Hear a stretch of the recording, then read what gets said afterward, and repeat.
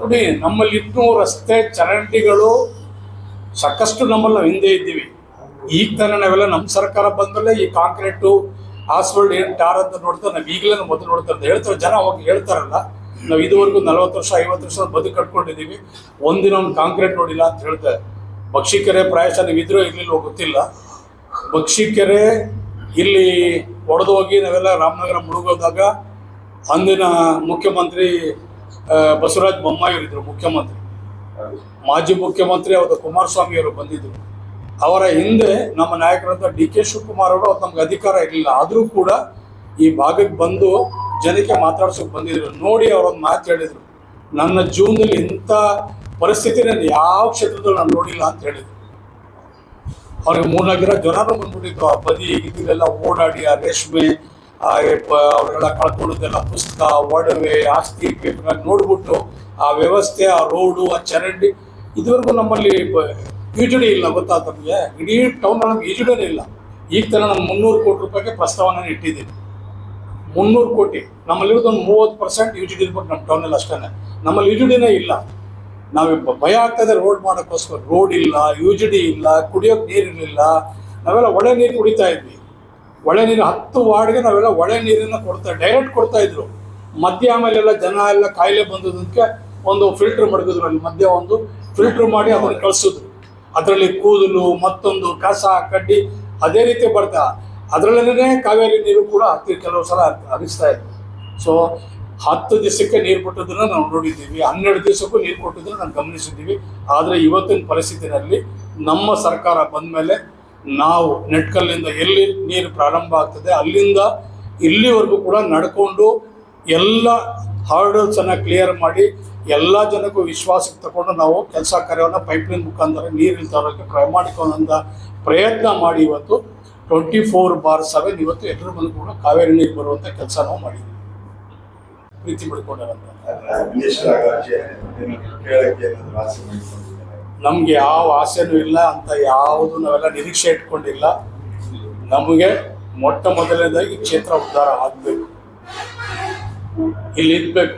ಈ 3 ವರ್ಷ ನಾವೆಲ್ಲ ಮಾಡಿದ್ದೀವಿ, ಅದ್ರ ಮುಂದುವರೆದ ಭಾಗ ಇವತ್ತು. ಇದಕ್ಕೆ 10ರಷ್ಟು ಕೆಲಸ ನಾವು ಮಾಡಿಕೊಂಡ್ರೆ ಸಾಕಾಗಿದೆ. ಅದೇ ನಾವೆಲ್ಲ ಮಿನಿಸ್ಟರ್ ಆದಂಗೆ, ಅದೇ ನಾವೆಲ್ಲ ಚೇರ್ಮನ್ಗಳಾದಂಗೆ, ನಾವ್ಯಾವುದೋ ಚೇರ್ಮನ್ ಆಗಿ ನಾವ್ಯಾವುದೋ ಮಿನಿಸ್ಟರ್ಗಳಾಗಿ ಎಲ್ಲೋ ಬೇರೆ ಬೇರೆ ಊರಲ್ಲಿ ಹೋಗಿ ಬೇರೆ ಬೇರೆ ಜಾಗದಲ್ಲಿ ಸೇವೆ ಮಾಡೋಕ್ಕಿಂತ ನಮಗೆ ಮತ ಕೊಟ್ಟಿರುವಂಥವ್ರಿಗೆ, ನಮ್ಮ ಮೇಲೆ ನಿರೀಕ್ಷೆ ಇಟ್ಕೊಂಡವ್ರಿಗೆ, ನಮ್ಮ ಮೇಲೆ ಒಂದು ಕನಸನ್ನು ಇಟ್ಕೊಂಡು ಮತ ಹಾಕಿರೋರಿಗೆ ನಾವು ಮೊದಲು ಅವ್ರ ಕರ್ತವ್ಯನ ನಾವು ಮಾಡಬೇಕಾಗಿದೆ. ಸೊ ಇನ್ನು 2 ವರ್ಷ ನಾವೆಲ್ಲರೂ ಕೂಡ 24 ಗಂಟೆ 24/7 ನಮ್ಮ ನಾಯಕರ ಆಶೀರ್ವಾದದಿಂದ ಅನೇಕ ರೀತಿಯಲ್ಲಿ ಚಿಂತನೆ ಮಾಡಿ ಸಾಕಷ್ಟು ಅನುದಾನಗಳನ್ನು ತಂದು 24 ಗಂಟೆಯಲ್ಲಿ ಕೆಲಸ ಮಾಡುವಂಥ ಏಕೈಕ ಆಸೆ ನಮಗಷ್ಟೇ, ಬೇರೆ ಇನ್ನೇನಿಲ್ಲ. ಮಳೆಗಾಲ ಗೊಂದಲ ಮಾಡ್ಕೊಳ್ಳೋದು ಬೇಡ. ಎಷ್ಟು ಜನ ಅಲ್ಲಿ ಸೇರಿದ್ರೆ ಸುಮ್ಮನೆ ಗೊಂದಲ ಆಗ್ತದೆ ಅಂಥೇಳಿ ಪ್ರಮುಖವಾದಂಥ ಮುಖಂಡಗಳೆಲ್ಲರೂ ಕೂಡ ಹೇಳಿ ಅಂತ ಹೇಳಿದ್ದಾರೆ. ಇಂಪಾರ್ಟೆಂಟ್ ಮುಖ್ಯವಾದಂಥ ಲೀಡರ್ಗಳು ಸಾಕಷ್ಟು ಜನ 40 ವರ್ಷ 50 ವರ್ಷದಿಂದ ದುಡಿದವ್ರು ಇದ್ದಾರೆ, ಪಕ್ಷ ಕಟ್ಟದವ್ರು ಇದ್ದಾರೆ, ಪಕ್ಷಕ್ಕೆ ಹೋರಾಟ ಮಾಡಿದಂಥ ಜನ ಇದ್ದಾರೆ. ಡಿ ಕೆ ಶಿವಕುಮಾರ್ ಅವ್ರಿಗೆ ಮುಖ್ಯಮಂತ್ರಿ ಆಗ್ಬೇಕಂತೇಳಿ ಅನೇಕ ಜನರು ಕನಸನ್ನು ಕಂಡಂಥವ್ರು ಹಿರಿಕರೆಲ್ಲ ಇದ್ದಾರೆ. ಸೊ ಹಿಂಗೆ ಅವರೆಲ್ಲರಿಗೂ ಕೂಡ ನಾವು ವಿಶೇಷವಾಗಿ ಯಾರ್ಯಾರದು ಹಿರಿಕರಿದ್ದಾರೆ ಅವರಿಗೆ ಒಂದು ವ್ಯವಸ್ಥೆಯನ್ನು ಮಾಡಿ ನಾವು ನಮ್ಮ ಕ್ಷೇತ್ರದಿಂದ ಒಂದು 5-6 ಸಾವಿರ ಜನ ನಾವೆಲ್ಲರೂ ಕೂಡ ಹೋಗ್ತಾ ಇದ್ದೀವಿ.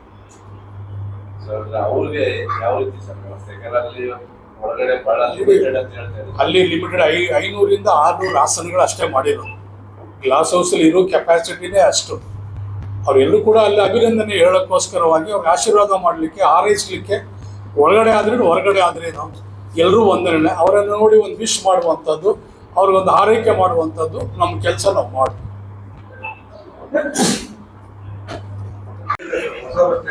ಹೊಸ ಹಂಗೇಳಿ ಮತ್ತೆ ಈಗ ನೆಕ್ಸ್ಟ್ ಯಾವ ಸಾರಿಗೆ ಸಚಿವರು ಇರ್ತಾರೆ, ಹಾಗೆ ಎಲ್ಲ ಸರ್ಕಾರದಲ್ಲೂ ಸಾರಿಗೆ ಸಚಿವರು ಇದ್ದೇ ಇರ್ತಾರೆ. ಜಾಗ ಕೊಡಿ ಅಂತ ಹೇಳಿದ್ದಾರೆ, ಜಾಗದ ವ್ಯವಸ್ಥೆ ಮಾಡ್ತಾ ಇದ್ದೀವಿ. ಜಾಗ ಕೊಟ್ಟರೆ ಈ ಸರ್ಕಾರದಲ್ಲಿ ಮುಂದೆ ಈಗ ಬರ್ತಾ ಇರೋಂಥ ಸರ್ಕಾರದಲ್ಲಿ ಒಳ್ಳೆ ಹೈಟೆಕ್ ಬಸ್ಗಳು ಬೇಕು ಅಂತ ಹೇಳಿ BTS ಬಸ್ ಹಾಕ್ಸಿಲ್ವಾ? ಎಲ್ಲ ಊರಿಗೂ ಬಸ್ ಬೇಕಂತ ಯಾವ ಬಸ್ಗೂ ಬಿಟ್ಟಿಲ್ಲ. ಎಲ್ಲ ಊರಿಗೂ BTS ಬಸ್ ಚನ್ನಪಟ್ಟಣಕ್ಕೂ ಹೋಗ್ತಾ ಇದೆ, ರಾಮನಗರಕ್ಕೂ ಇದೆ, ಕನಕಪುರಕ್ಕೂ ಇದೆ, ಮಾಗಡಿಗೂ ಇದೆ. ಎಲ್ಲರಿಗೂ ಕೂಡ BTS ಬಸ್ಗಳು ಇವತ್ತು 24 ಗಂಟೆ ಬಸ್ಗಳು ಓಡಾಡ್ತಾ ಇದೆ. ಬಸ್ ಸ್ಟಾಂಡ್ ಬೇಕು. ಬಸ್ ಸ್ಟ್ಯಾಂಡ್ಗೆ ನಾನು ಈಗಾಗಲೇ ಪ್ರಸ್ತಾವನೆಯನ್ನು ಕೊಟ್ಟಿದ್ದೀನಿ. ನಾನು ಆಗಲೇ ನನ್ನ ಬೇಡಿಕೆನ ಇಟ್ಟಿದ್ದೀನಿ. ಜಾಗ ಕೂಡ ಕೇಳಿದ್ದಾರೆ. 1-2 ಎಕರೆ ಜಾಗ ನಾನು ಗುರುತಿಸಿದ್ದೀನಿ. ಜಾಗ ಗುರುತಿಸಿ ನಾನು ಇವತ್ತು ನಮ್ಮ ನಾಯಕರ ಒಂದು ಮಾರ್ಗದರ್ಶನದಲ್ಲಿ ಒಂದು ಹೈಟೆಕ್ ಕಟ್ತೀವಿ. ಐಜೂರು ಸರ್ಕಲ್ಲು ಇಡೀ ರಾಜ್ಯದಲ್ಲಿ ನೋಡುವಂಥ ಒಂದು ಬ್ಯೂಟಿಫಿಕೇಷನ್ ಒಂದು ಸರ್ಕಲ್ ಕೂಡ ನಾವು ಇಲ್ಲಿ ಎಷ್ಟು ಸರ್ಕಲ್ ಇದೆ, ಕೆಂಪೇಗೌಡ ಸರ್ಕಲ್ ಇದು ರಾಯರದೊಡ್ಡಿ ಸರ್ಕಲ್ ಇರ್ಬೋದು, ಐಜೂರು ಸರ್ಕಲ್ ಇರ್ಬೋದು, ವಾಟರ್ ಟ್ಯಾಂಕ್ ಸರ್ಕಲ್ ಇರ್ಬೋದು, ನಮ್ಮ ಕನಕಪುರ ಸರ್ಕಲ್, ಎಲ್ಲ ಸರ್ಕಲ್ಗೂ ಕೂಡ ಬ್ಯೂಟಿಫಿಕೇಷನ್ನೇ ನಾವೆಲ್ಲೂ ಕೂಡ ಉತ್ತಮವಾದಂಥ ಫೌಂಟೇನ್ ರೀತಿಯಲ್ಲಿ ಎಲ್ಲ ಕೆಲಸ ನಾವೆಲ್ಲೂ ಕೂಡ ಮಾಡ್ತೀವಿ. ಸಾಕಷ್ಟು ಕನಸುಗಳನ್ನು ಇಟ್ಕೊಂಡಿದ್ದೀವಿ. ಅವತ್ತಿ ಪಾರ್ಕ್ ಮಾಡ್ತಾ ಇದೀವಲ್ಲ ಸರ್.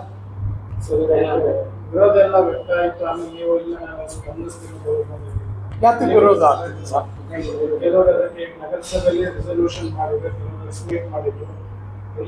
ರಿವರ್ ಫ್ರಂಟ್ಗೂ ನಗರಸಭೆಗೂ ಸಂಬಂಧ ಏನು ಸರ್? ಇಮಾಮ್ ಸಾಬ್ರಿಗೂ ಕೋಕಲ್ ಸಾಬ್ರಿಗೂ ಸಂಬಂಧ ಏನು ಗೊತ್ತಾಗ್ಲಿಲ್ಲ.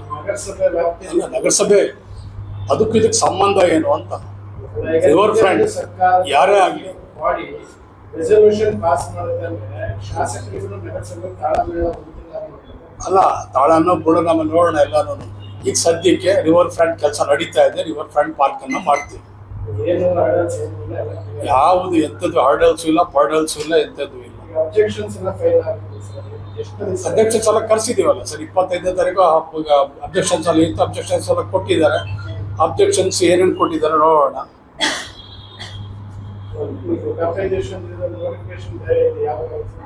ಆಗಲೇ 4-1 ಆಗಿದೆಯಲ್ಲ ಸರ್. ಫೈನಲ್ ನೋಟಿಫಿಕೇಶನ್ ಈಗ ಮಾಡ್ತಾ ಇದ್ದಾರೆ. ಈಗ ಡ್ರಾಫ್ಟ್ ನೋಟಿಫಿಕೇಶನ್ ಆಗಿತ್ತು, ಈಗ ಫೈನಲ್ ನೋಟಿಫಿಕೇಶನ್ ಮಾಡ್ತಾರೆ. ಪರಿಹಾರಕ್ಕೆ ಒಂದು ದರಾನ ನಿಗದಿ ಮಾಡ್ತಾರೆ. ದರ ನಿಗದಿ ಮಾಡಿ ಅವ್ರಿಗೇನು ಕೊಡ್ಬೇಕು ಅವ್ರು ಕೊಡ್ತಾರೆ.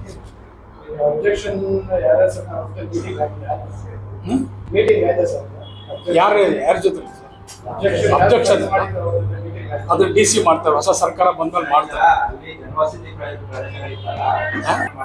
ಇಲ್ಲಿ ದರ್ಗಾ ದೇವಸ್ಥಾನ ಯಾವುದಕ್ಕೂ ಕೂಡ ಧಕ್ಕೆನೂ ಆಗಲ್ಲ, ಅದಕ್ಕೆ ಏನೂ ಆಗೋದಿಲ್ಲ. ಸುಮ್ಮನೆ ಯಾರು ಪ್ರಚಾರ ತಗೊಳ್ಳಿಕ್ಕೆ ಏನೋ ಹೇಳಿದ್ರೆ ಅದಕ್ಕೆಲ್ಲ ನಾವೆಲ್ಲ ಉತ್ತರ ಕೂತ್ಕೊಳ್ಳೋಕ್ಕಾಗಲ್ಲ. ಯಾವುದೇ ರೀತಿಯಲ್ಲಿ ನಮ್ಗೆ ಗೊತ್ತಿಲ್ಲ. ದರ್ಗಾ ಏನು ನಮಗೇನು ಹೇಳ್ಕೊಡ್ಬೇಕಾ? ದರ್ಗಾ ಏನೋ ದೇವಸ್ಥಾನ ಏನೋ ನಮಗೆಲ್ಲ ಗೊತ್ತಿದೆ. ಯಾವ ರೀತಿ ಅದನ್ನು ಉಳಿಸ್ಕೋಬೇಕು, ಅದು ಇತಿಹಾಸದ ಪುಟದಲ್ಲಿರುವಂಥ ವಸ್ತುಗಳನ್ನು ಯಾವ ರೀತಿ ಅದಕ್ಕೆ ನಾವೆಲ್ಲರೂ ಕೂಡ ನಾವೆಲ್ಲ ಜೀರ್ಣೋದ್ಧಾರ ಮಾಡಬೇಕು ನಮಗೆಲ್ಲ ಗೊತ್ತಿದೆ. ಈ ಕ್ಷೇತ್ರದಲ್ಲಿ ಎಷ್ಟು ದೇವಸ್ಥಾನಗಳಿದೆ, ಯಾವ ರೀತಿ ಏನನ್ನು ಉಳಿಸ್ಕೋಬೇಕು, ಯಾವ ರೀತಿ ಅದಕ್ಕೆಲ್ಲ ಕೂಡ ಒಂದು ಜೀರ್ಣೋದ್ಧಾರ ಮಾಡಬೇಕಂತ ಎಲ್ಲನೂ ಇದೆ. ಸುಮ್ಮನೆ ಏನು ಗೊತ್ತಿಲ್ಲ. ಎಲ್ಲರೂ ಯಾರೋ ಪ್ರಚಾರಕ್ಕೋಸ್ಕರ ಏನೋ ಮಾಡ್ತಾರೆ ಅಂತ ಹೇಳೋದು ಅದಕ್ಕೆಲ್ಲ ಉತ್ತರ ಕೊಡೋಕ್ಕೆ ಸಮಯನೂ ಇಲ್ಲ, ನಮಗೇನು ಅವಶ್ಯಕತೆನೂ ಇಲ್ಲ. ನಮಗೇನು ಅವಶ್ಯಕತೆನೇ ಇಲ್ಲ. ಅಲ್ಲಿವರೆಗೇನು ನೀವು ಈ ಪಾರ್ಕು ಹೋಗಲ್ಲ. ನಮಗೇನು ಅವಶ್ಯಕತೆ ಇಲ್ಲ. ಅದನ್ನೆಲ್ಲ ಉಳಿಸ್ಕೋಬೇಕಾದ ನಮ್ಮ ಕರ್ತವ್ಯ ಅಲ್ವಾ? ಅಲ್ಲ, ಇದು ಸಾರ್ವಜನಿಕರ ಸ್ವತ್ತದು. ಅದು ಎಲ್ರಿಗೂ ಸಂಬಂಧಪಟ್ಟಂಥ ಸ್ವತ್ತದು. ಪ್ರದೇಶ್ ಎಲ್ರಿಗೂ ಕೂಡ ಸಂಬಂಧಪಟ್ಟದ್ದು. ಅದನ್ನು ಉಳಿಸ್ಕೊಳ್ಬೇಕಾದಂಥ ಕರ್ತವ್ಯ ನಾವು ಪ್ರಜಾಪ್ರಭುತ್ವದಲ್ಲಿ ಪ್ರತಿನಿಧಿಯಾಗಿರುವಂಥ ಜನರ ಕರ್ತವ್ಯ. ನಾವು ಅದನ್ನು ಮಾಡ್ತೀವಿ. ಯಾರಾದರೂ ದೇವಸ್ಥಾನ ಉಳಿಸ್ಬಿಡಿ, ದರ್ಗಾ ಉಳಿಸ್ಬಿಡಿ ಅಂತ ಹೇಳ್ತಾರ? ಯಾರು ಹೇಳಲಿಲ್ಲ. ಅದನ್ನು ಯಾವ ರೀತಿ ರಕ್ಷಣೆ ಮಾಡಬೇಕು ಅದನ್ನು ನಾವು ಮಾಡಲೇಬೇಕಲ್ವಾ? ಅದಕ್ಕೆ ಬ್ಯೂಟಿಫಿಕೇಶನ್ ಮಾಡ್ತೀವಿ. ಅದಕ್ಕೆ ಇನ್ನೂ ಹೆಚ್ಚಿನ ರೀತಿಯಲ್ಲಿ ಅದನ್ನೆಲ್ಲ ಈಗ ನಾವು ಯಾಕೆ 50 ಲಕ್ಷ ದುಡ್ಡು, 1 ಕೋಟಿ ರೂಪಾಯಿ ದುಡ್ಡು ಯಾಕೆ ಆರ್ಕೆಸ್ಟ್ರಾ ದೇವಸ್ಥಾನಕ್ಕೆ ಕೊಡಬೇಕು? ಈಗ ಯಾಕೆ ನಾವು ಪೀರಾಂಚೋಲಿ ದರ್ಗಾಕ್ಕೆ ಯಾಕೆ 25-50 ಲಕ್ಷ ರೂಪಾಯಿ ನಾವು ಯಾಕೆ ತಂದೋಕ್ಕೆ ಜೀರ್ಣೋದ್ಧಾರ ನಾವು ಯಾಕೆ ಮಾಡ್ತಾ ಇದ್ದೀವಿ? ಯಾತಕ್ಕೆ ಮಾಡ್ತಾ ಇದ್ದೀವಿ? ಅದನ್ನೆಲ್ಲ ಉಳಿಸ್ಕೋಬೇಕು. ಇದು ನಮ್ಮ ಇತಿಹಾಸದಲ್ಲಿರುವಂಥ ವಸ್ತುಗಳು ಅಂದ್ಬಿಟ್ಟು ಅವನ್ನೇ ಬಡಿಕೊಂಡಿದ್ದೀವಲ್ಲ.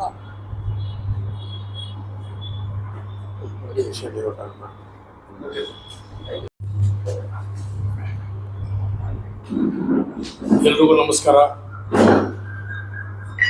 ಮಾಧ್ಯಮ ಮಿತ್ರರೇ, ವೇದಿಕೆ ಮೇಲೆ ಇರ್ತಕ್ಕಂಥ ಎಲ್ಲ ಮುಖಂಡರುಗಳೇ, ಬ್ಲಾಕ್ ಕಾಂಗ್ರೆಸ್ ಅಧ್ಯಕ್ಷರ ಹಾದಿಯಾಗಿ ಎಲ್ಲ ಮುಖಂಡರುಗಳೇ, ಇವತ್ತು ನಮ್ಮ